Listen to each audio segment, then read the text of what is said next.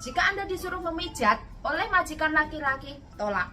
Karena itu berbeda gender, ya. Sekali lagi, stop. Karena sentuhan-sentuhan di mana Anda dengan seseorang yang beda gender, di awalnya tidak ada ketertarikan pun, karena laki-laki itu sangat berbahaya. Jadi tolak, apapun alasannya tolak. Jika dia adalah majikan laki-laki dan Anda perempuan di saat disuruh meminta dia untuk memijat.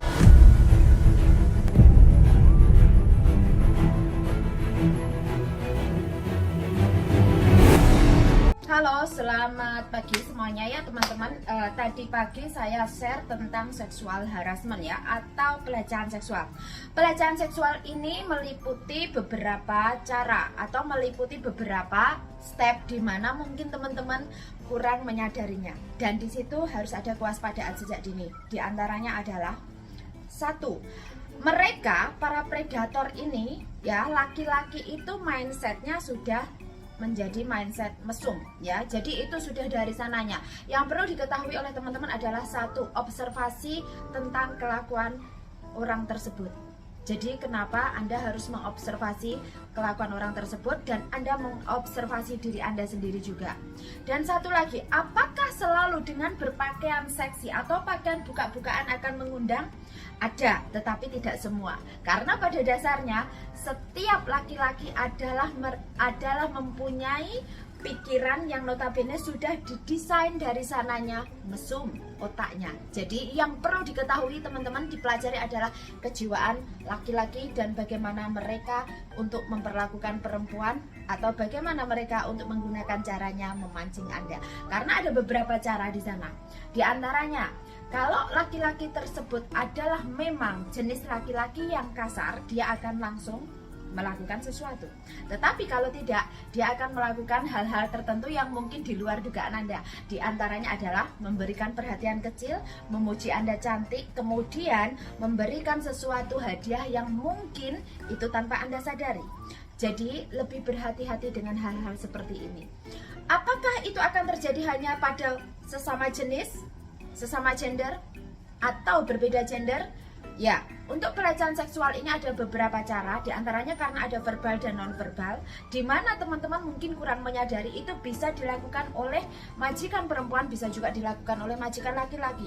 Dan ingat, yang namanya pelecehan itu tergantung kepada diri kita, bagaimana mindset kita menghadapinya, dan bagaimana cara kita bersikap. Tapi di saat Anda mengalami seperti ini dan situasi ini, mereka akan menggunakan mental Anda dulu untuk mematikan karakter Anda. Jadi lebih berhati-hati. Karena saran saya, orang Indonesia stop menggunakan perasaan, stop menggunakan hati, karena itu adalah kunci di awal Anda akan mengalami kelumpuhan. Apapun alasannya, di saat Anda bekerja di Hong Kong, bekerja di satu majikan, jadilah lebih profesional. Memang di saat Anda melakukan sesuatu yang profesional akan ada benturan-benturan tertentu, di antaranya dengan kemanusiaannya, ya kan? Tetapi ingat, ada batasan-batasan yang perlu teman-teman ketahui, bahwa tidak semua harus menggunakan tata cara seperti yang di Indonesia. Anda memang boleh sopan, bahwa kesopanan orang Indonesia itu nomor satu, tidak perlu diajari. Tetapi kapan Anda mempunyai toleransi dan batasannya, itu harus Anda tahu. Yang pertama, observasi. Observasi di mana tingkah laku dan gerak-gerik majikan Anda, terutama majikan laki-laki, ya. Yang kedua, mulailah untuk menjaga jarak dan menjaga komunikasi Anda sebatasnya saja. Yang ketiga, draw the line, di mana Anda harus memberikan batasan tersendiri. Lebih banyaklah ngomong dengan majikan perempuan jika ada, tetapi jika memang tidak ada majikan perempuan, Pak, pintar-pintar Anda untuk membuat trik di mana memang Anda harus memanipulasi diri Anda sendiri. Karena apa? Banyak sekali sebenarnya majikan di Hong Kong menggunakan cara mereka untuk memanipulasi diri Anda, sehingga Anda tidak sadar Anda sedang dimanipulasi. Jadi lebih berhati-hati lagi. Contohnya, satu, perhatian kecil di mana mungkin yang membuat Anda nyaman. Ya, memberi satu hadiah tanpa Anda sadari. Dan ini sudah sering terjadi yang notabene mungkin teman-teman tidak menyadari juga.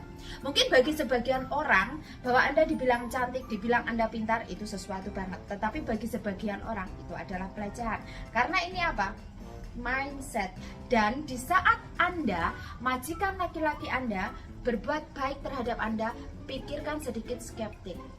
Tanyakan, mulailah lebih kritis untuk bertanya. Điểm解你俾我呢啲嘅？點解你對我咁好嘅？咁我係咪對你你係咪想對你唔好啊？ Ini adalah cara mereka untuk mematikan karakter Anda. Dan Anda cukup bilang, 唔係嘅，因為咧好奇怪咯，我覺得你俾我呢啲嘢，點解你俾我睇，俾我你點解你俾嗰個錢嘅？點解啊？點解你假錢㗎？Punsan ingin kau gelak. Nah, di mana teman-teman mungkin kurang waspada, ada bonus-bonus sedikit-sedikit itu membuat teman-teman lupa diri. Stop dengan lupa diri. Yang keempat adalah tetap stay di line Anda. Jadi stay di line Anda, selalu menyatakan bahwa diri Anda, saya adalah pembantu dan hubungan kita adalah sebatas kontrak kerja, tidak lebih dari kontrak kerja. Anda majikan saya dan saya adalah pekerja Anda. Contohnya dengan kalimat apa? Wah, 你對我咁好啊，你真係做得好好啊，我哋咧可以好似好親密咁樣啊. Nah, kalimat ini lebih berhati-hati karena ini adalah jebakan Batman. Di saat Anda sudah merasa melambung, Anda akan melakukan dengan sukarela. Jadi lebih berhati-hati. Yang selanjutnya adalah jika Anda disuruh memijat oleh majikan laki-laki, tolak. Karena itu berbeda gender, ya. Sekali lagi, stop, karena sentuhan-sentuhan di mana Anda dengan seseorang yang beda gender di awalnya tidak ada ketertarikan pun, karena laki-laki itu sangat berbahaya. Jadi tolak, apapun alasannya tolak. Jika dia adalah majikan laki-laki dan Anda perempuan, di saat disuruh meminta dia untuk memijat, apapun alasannya, meskipun bagian-bagian tertentu tubuhnya itu bukan bagian sensitif, apapun alasannya, di saat laki-laki dan perempuan saling bersentuhan secara fisik, itu bisa memberikan satu reaksi yang luar biasa ya. Jadi harap diperhatikan ini. Penolakan itu harus tegas dan kalian harus menjelaskan kenapa Anda menolak. Terus selanjutnya adalah bagaimana jika satu kamar dengan berbeda gender. Ini yang harus yang sering terjadi dan kawan-kawan tidak mampu menolak. Misal berbeda gender dengan anak majikan yang usianya sudah lebih dari 10 tahun atau yang sudah usianya lebih dari 11 tahun. Ini harus ditegaskan dan dijelaskan kepada majikan. 先生太太唔好意思啊，因為咧而家細佬咁大個人㗎啦，佢而家10幾歲，咁我唔可以同佢一齊瞓一間房嘅，可唔可以咧俾我自己嗰間房？或者如果你真係俾唔到我間房咧，我哋分開，我瞓喺出邊啦，或者係點樣個諗法？你可唔可以諗下方法啊？因為我哋咧佢諗來嗰個之關係唔可以一齊一間房瞓覺。Nah, di sini harus disampaikan kepada majikan. Karena apa? 以防萬一如果真係有事嘅話，會麻煩㗎啦，大家都明白未啊？所以咧 ，first of all, observe, stay calm, stay firm, take action. Jadi yang diharapkan teman-teman itu lebih kewaspadaan dini di mana tentang seksual harassment.